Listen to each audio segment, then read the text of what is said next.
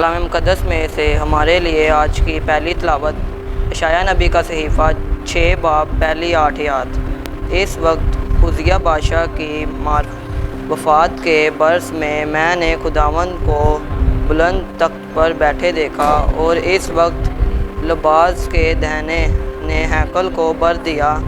اس کے پاس صرافین کھڑے تھے، ہر ایک کے پاس 6 پر تھے۔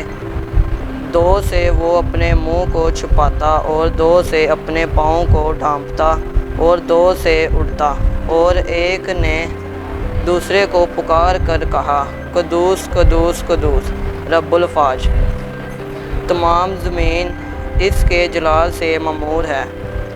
اور پکارنے کی آواز سے دہلیل کی بنیادیں ہل گئیں اور گھر دھوئیں سے بھر گیا۔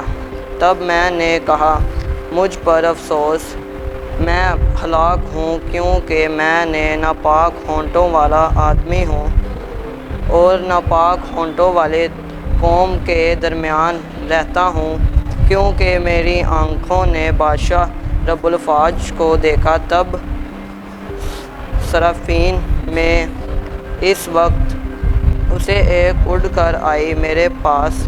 اس نے دستے اپنے اس مذبح پر سے اٹھایا تھا، اور اس نے میرے منہ کو چھوا اور کہہ دیا، اس نے تیرے ہونٹوں کو چھوا، تیری بدی دور کی گئی اور تیرے خطے کو غفر ہوا۔ اور میں نے خدا کی آواز سنی اور اس سے کہا کہ میں کس کو بھیجوں اور ہمارے لیے کون جائے گا؟ تو میں نے کہا، دیکھ میں حاضر ہوں۔ پاک کلام کے پڑھے اور سنے جانے پر خدا کی برکت ہو۔ خداوند کا شکر ہو، آمین۔